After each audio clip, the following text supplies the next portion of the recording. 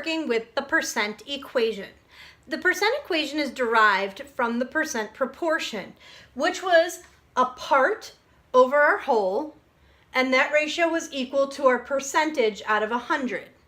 So if we take that proportion and we change our percentage, which was written as a fraction here, into a decimal, it would be 3/4 equals 0.75. Now, if I wanted that numerator by itself, I could multiply each side by 4, and here my 4's cancel out, and I'm left with 3 equals 0.75 times 4.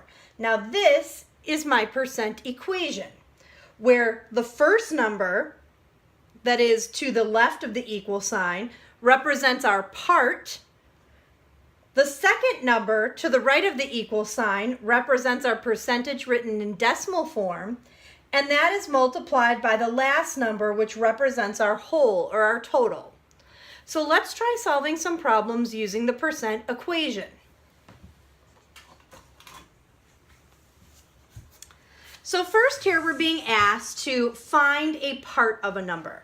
So they said, what number is 24% of 50? Well, I know my percentage is 24%, and that's going to go right here in this middle section. So that's going to become 0.24, because in our equation, the percentage always has to be written in decimal form. I also have the number 50, and it says of 50, so 50 is my total, which goes right here. So in this equation, my missing piece is the part. I'm just going to call it for right now x. So this is a fairly easy equation to solve. I just have to do 0.24 times 50, which gives me a total of 12. So x equals 12, which means 12 out of 50 is 24%. Let's try another one. Here we're going to be finding a percentage. So they're giving us 9.5, and they want to know what percent is that of 25. So 9.5 is our part. So that goes right here. The part is the one that goes to the left of the equal sign. Of 25, so 25 is our total. That one goes at the end.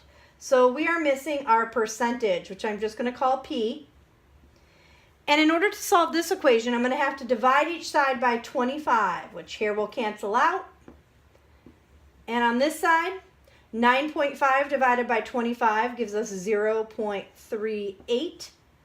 Now this represents our percentage, so 0.38 is actually 38%. Let's take a look at one more. This time we're finding a whole.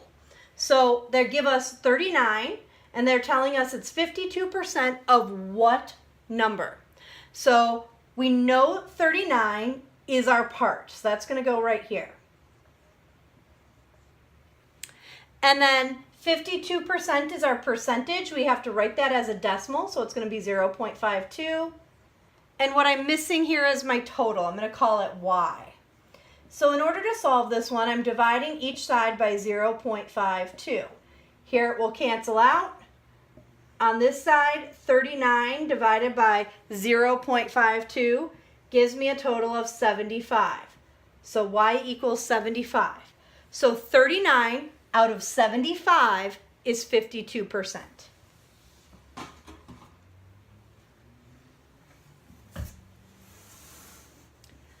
So let's take a look at a real life problem.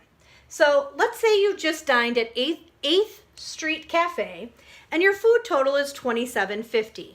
You get the bill and they've charged you $1.65 in tax, and your subtotal is $29.15. And you're interested in what percentage of tax they've charged you. So when they found your tax, they were basing it on your food total. So your tax represents the part, $1.65, and $27.50 represents your total at this point. And I'm searching for what that percentage is. In order to find the percentage, I'm going to divide each side by $27.50.